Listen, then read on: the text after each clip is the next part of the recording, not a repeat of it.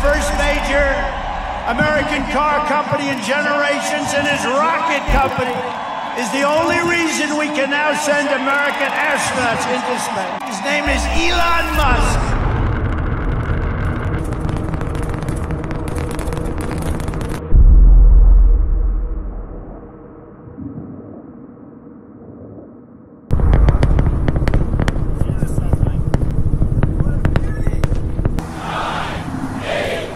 T-minus 5, 4, 3, 2, 1.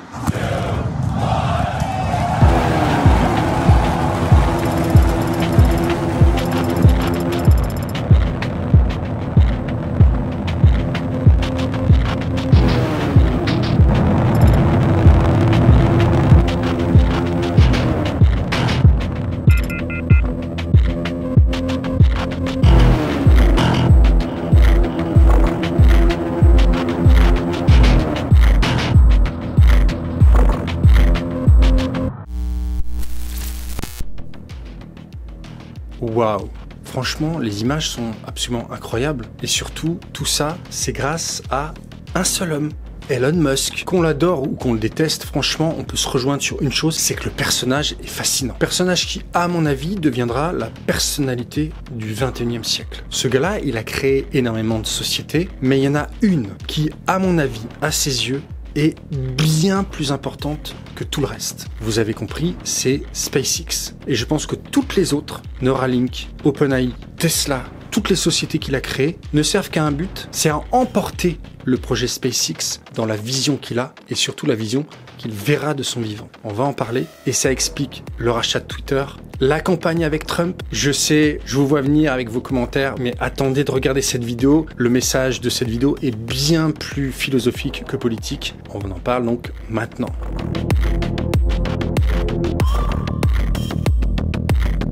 Mais avant, je vous présente le sponsor de cette vidéo. CyberGhost VPN aux 38 millions d'utilisateurs qui vous permet de surfer en toute sécurité sur Internet dans plus de 100 pays, que vous soyez sur Windows, Mac, Android ou iPhone, sur 7 appareils en simultané avec un seul compte. Par exemple, si vous souhaitez réaliser un achat sur un site étranger, CyberGhost VPN va crypter vos données pour réaliser en toute sécurité votre achat. Si vous êtes dans une gare, CyberGhost VPN vous rend anonyme en masquant votre adresse IP. Si vous soupçonnez votre fournisseur d'accès Internet de collecter vos données pour les revendre, CyberGhost VPN crypte votre trafic et vos données ne peuvent pas être collectées. Vous pouvez également modifier votre emplacement en ligne et obtenir 50% de contenu en plus de votre plateforme de streaming depuis d'autres endroits comme les États-Unis. Vous pouvez débloquer les bibliothèques sur 40 plateformes de streaming comme Netflix, Amazon Prime et même Disney+.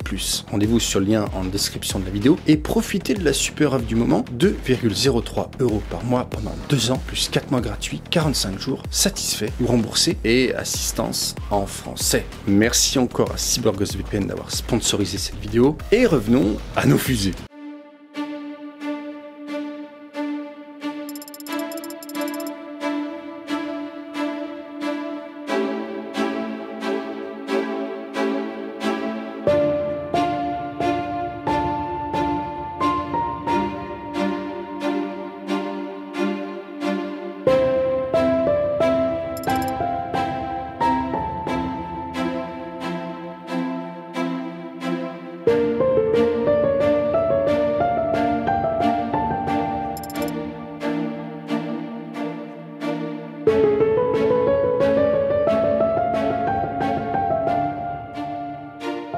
Elon Musk, il a monté Zip2 quand il était jeune et il a gagné quelques millions d'euros avec la vente de ses parts de Zip2. Ensuite, il a propulsé PayPal, il s'est fait évincer de la présidence et du conseil d'administration, mais il est parti avec un chèque de plus de 250 millions d'euros quand eBay a racheté l'entreprise. Donc le gars, il se retrouve avant 30 ans à avoir un compte en banque rempli. Franchement, il aurait pu, je sais pas, acheter des villas un peu de partout et être en vacances jusqu'à la fin de sa vie. Mais son côté entrepreneur fait que jusqu'à sa mort, à mon avis, il va vouloir continuer à élaborer des plans qui ont un seul objectif, c'est de réaliser sa mission, sa vision. Sa vision, ce sera la conclusion de cette vidéo. Avant, je vous raconte un petit peu justement comment il a fait pour propulser SpaceX en 22 ans aux images qu'on a vues actuellement, c'est-à-dire une fusée qui est capable d'aller dans l'espace et de revenir.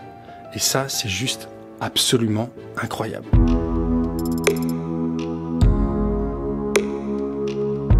Elon Musk, il s'est fait donc virer de PayPal. Il a 250 millions d'euros sur son compte en banque et il décide de prendre quelques vacances. D'ailleurs, il chope le palu pendant les vacances. Il est à 2 doigts de mourir, il est sauvé in extremis, il est à l'hôpital et il va mettre plusieurs mois à s'en remettre. Et donc, une fois qu'il est remis sur pied, il va s'acheter un petit avion, un petit monomoteur à turbopropulseur et il décide de prendre des cours de pilotage pour obtenir sa licence de pilote. Il lui faut 50 heures de vol, il les fait en 15 jours, il ne fait pas les choses à moitié. Et il passe donc les 2 examens qui sont le VFR, les règles de vol à vue, et l'IFR, les règles de vol aux instruments. La première fois qu'il passe d'ailleurs l'examen IFR, il échoue. En fait, l'IFR, c'est vous posez votre avion uniquement grâce à ce que vous disent les instruments de vol. Donc il réussit le truc. Mais l'instructeur lui dit oh, « c'est pas assez, allez hop, recalez ». Donc il le repasse une deuxième fois et bien sûr, il l'a. Donc ça l'excite énormément. Et vous savez ce qu'il va faire ? Il va acheter un avion de chasse, un Aero L-39 Albatros. C'est un avion à réaction militaire d'entraînement de l'ex-bloc soviétique, qui est construit en Serbie et en Tchécoslovaquie. Et il va s'amuser avec son instructeur à voler, à faire un petit peu du Top Gun, très proche du sol, à se mettre sur le dos. Enfin bon, il fait plein de choses comme ça. Il vole pendant 500 heures. Et au bout d'un moment, bon, il s'en lasse un petit peu. Son côté entrepreneur reprend le dessus. Mais par contre, ça lui a permis d'appréhender les questions aérodynamique. À côté de ça, il a toujours eu envie d'avoir un projet qui était tourné vers les étoiles. Donc ce qu'il va faire, c'est qu'il va aller sur le site de la NASA pour voir un petit peu ce qui est prévu, notamment les objectifs Mars. Qu'est-ce que la NASA propose dans les prochaines années pour justement aller sur Mars. Et là, en fait, c'est le choc. La NASA n'a strictement rien prévu. Il n'y a pas de projet. Et il comprend pas.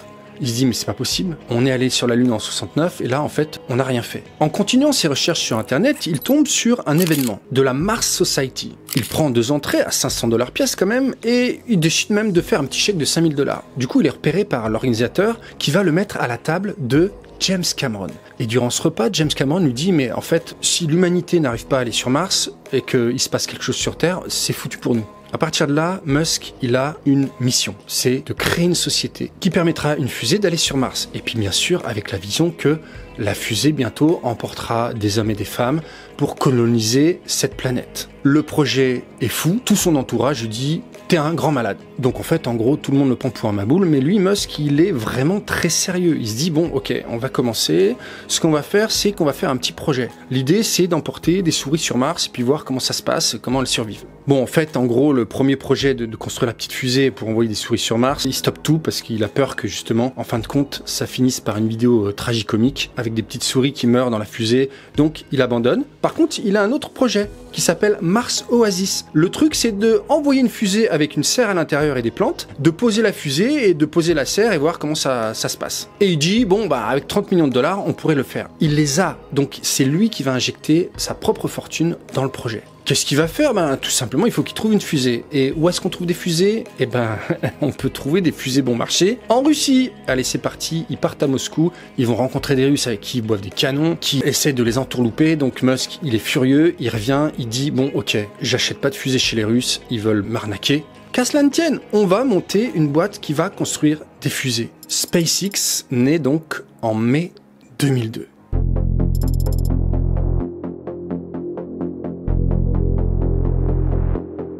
Musk, il a réussi à embaucher des ingénieurs compétents, il a réussi à réduire au maximum les coûts des matières premières et des coûts d'énergie de ses fusées. Et 4 ans après, en 2006, il est prêt à faire décoller sa première fusée qu'il nomme Falcon 1. C'est un hommage à Star Wars, le Millennium, le célèbre vaisseau spatial de notre ami... Comment il s'appelle déjà ? Oui, Harrison Ford, voilà. Enfin, pas dans le film, hein, bien sûr, mais vous avez compris. Bref, il y a plein d'échecs, bien évidemment. Je vous fais pas le descriptif de tout ça, mais ça se passe pas super. Mais bon, sa stratégie, c'est de, en fait, créer des choses de manière itérative et de s'améliorer au fur et à mesure des échecs. Et ça marche. Au bout du 4e vol, il arrive en septembre 2008, donc, à mettre une première fusée privée à atteindre l'orbite terrestre. Ça renforce la confiance des investisseurs et ça attire de nouveaux contrats, notamment avec la NASA. La NASA, elle a les moyens et elle va le soutenir justement dans son projet. En 2008, Musk va donc signer un contrat avec la NASA pour ravitailler la station spatiale internationale, l'ISS, avec une future capsule qui s'appelle Dragon. Falcon 9, en 2010, est un modèle de fusée bien plus puissant et surtout réutilisable. Et ce succès, il va marquer un tournant dans l'histoire de SpaceX. Car en 2010, la capsule Dragon est lancée et elle est récupérée avec succès, devenant ainsi la première capsule commerciale à être récupérée de l'espace. Et en 2012, Dragon devient également le premier véhicule commercial à s'amarrer à l'ISS. Là ensuite, ça va être vraiment l'accélération des projets, jusqu'au projet Starship qui va être lancé en 2019, avec notamment 5 vols, dont le 5e, vous l'avez vu en début de vidéo, va être une réussite totale. Dans les 10 prochaines années, SpaceX s'est fixé des objectifs. Le premier, c'est que la compagnie va continuer à tester le booster Super Heavy, et bien sûr le vaisseau Starship, en effectuant des vols d'essai orbitaux. Ces vols permettront de perfectionner la réutilisation des étages et de tester des manœuvres d'atterrissage sur Terre ou sur d'autres corps célestes, comme Mars par exemple, ou la Lune.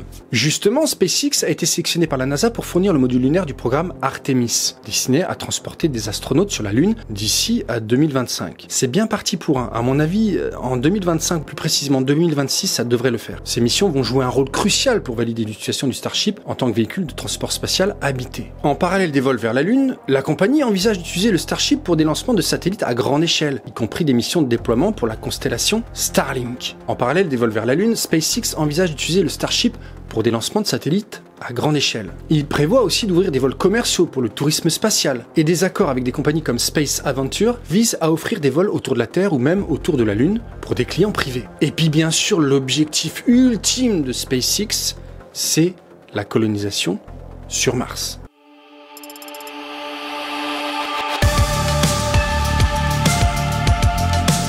C'est vraiment le principal projet d'Elon Musk. C'est ce qui le motive depuis des décennies et je pense que c'est ce qui va le motiver jusqu'à la fin de sa vie. Il veut absolument voir cette colonisation sur Mars de ses propres yeux et il fait absolument tout pour y arriver. Quand je dis tout, je parle bien évidemment de tout ce qu'il est en train d'entreprendre en ce moment. On va partir de Twitter, du rachat de Twitter en 2022. Je pense que le rachat de Twitter n'était pas seulement l'objectif d'avoir une base de données pour nourrir un projet d'intelligence artificielle ou de maîtriser une communication ou voilà. Non, je pense que le projet de Twitter, c'était donc de racheter le réseau pour remettre en selle Trump et sa communication qui se faisait principalement sur Twitter et permettre à cet homme politique de se porter candidat à l'élection présidentielle 2024 sur lequel il pourrait avoir un pouvoir de décision, notamment sur les décisions et le processus administratif concernant les fusées, Starship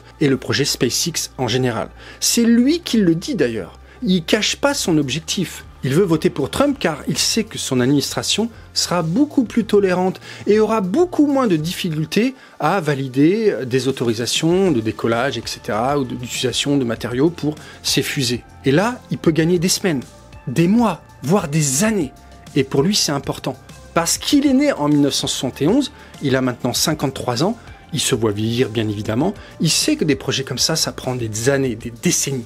Et chaque jour compte pour lui. Et donc du coup, le rachat de Twitter, ça lui permet de valider son idée sur la liberté d'expression, de remettre en ligne le compte Trump et d'avoir une mainmise sur cette élection pour ensuite bénéficier de tous les avantages qu'il aurait à avoir Trump au pouvoir. Ce n'est que mon avis personnel, mais je pense que Musk avait cette vision très claire au départ de racheter Twitter pour porter Trump au pouvoir et se faciliter la voie vers les autorisations administratives et législatives pour faire envoler ses fusées et gagner du temps pour aller sur Mars. En fait, c'est une vision périphérique qu'il a eue, une vision à court-moyen terme pour servir sa vision à long terme qui est la conquête de Mars grâce à sa société SpaceX. Hey guys, we should just be about 30 seconds away from landing burn. It's going to happen in 3 phases. We're going to land in 13 engines, burn off all of that velocity. Oh, we can see it coming down through the plume. Booster coming in hot for booster touch. 13 of those Raptor engines in this view is incredible right now. See how fast this vehicle is moving on the left-hand side.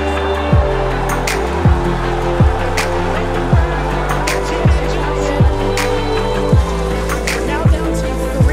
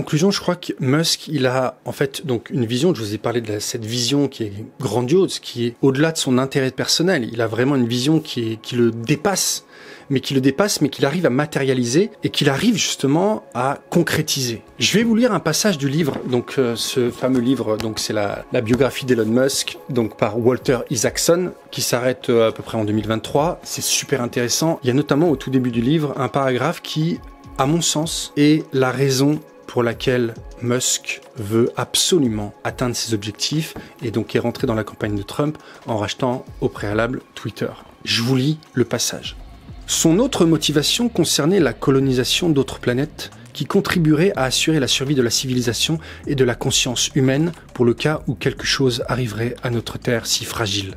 Elle pourrait être un jour détruite par un astéroïde, le dérèglement climatique ou une guerre nucléaire. Il était fasciné par le paradoxe de Fermi qui, lors d'une discussion sur la vie extraterrestre, s'était interrogé « Où sont-ils donc ?» Mathématiquement, il semble logique qu'il existe d'autres civilisations, mais l'absence de la moindre preuve de leur existence soulève la possibilité troublante que l'espèce humaine terrestre soit le seul exemple de vie consciente. Nous avons cette flamme délicate de la conscience qui vacille, dira Musk. Et c'est peut-être le seul exemple de cette conscience. Il est donc essentiel de la préserver. Si nous sommes capables d'aller sur d'autres planètes, la durée de vie probable de la conscience humaine sera bien plus longue que si nous restons bloqués sur une Terre, exposée au risque d'être heurté par un astéroïde ou de détruire sa civilisation. Musk est donc bien plus motivé par la vision qu'il a de l'humanité que de sa propre réussite. Il y a très peu en fait de gens qui sont comme ça dans la vie. La plupart d'entre nous ont des objectifs très personnels.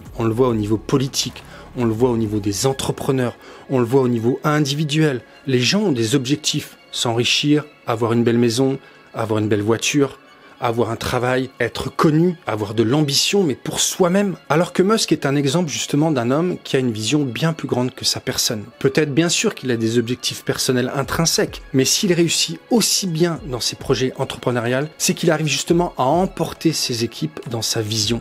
Et du coup à emporter une partie de la population, une partie du monde dans cette vision incroyable, celle d'aller coloniser d'autres planètes pour la survie de notre espèce. Si ça, c'est pas un putain d'objectif. Donc vous voyez, quand on prend du recul comme ça et qu'on regarde la campagne de Trump et qu'on voit Musk en train de faire le guignol, en fait Musk il en a, personnellement je pense qu'il en a rien à taper de Trump. Mais il s'investit pour servir son projet. Alors là, on pourrait se dire, il est un peu égoïste, mais c'est bien plus grand, c'est bien plus vaste que ça dans sa tête. Je pense qu'il est vraiment dans un objectif précis et rien ne l'arrêtera jusqu'à ce qu'il réussisse. Merci encore à CyberGhost VPN d'avoir sponsorisé cette vidéo. Si vous cherchez un service VPN de qualité à un prix incroyable et obtenir une confidentialité numérique complète, rendez-vous sur l'offre en cliquant sur le lien en description. Et sinon, je vous embrasse très fort. Je vous salue bien bas. À très vite pour une prochaine vidéo.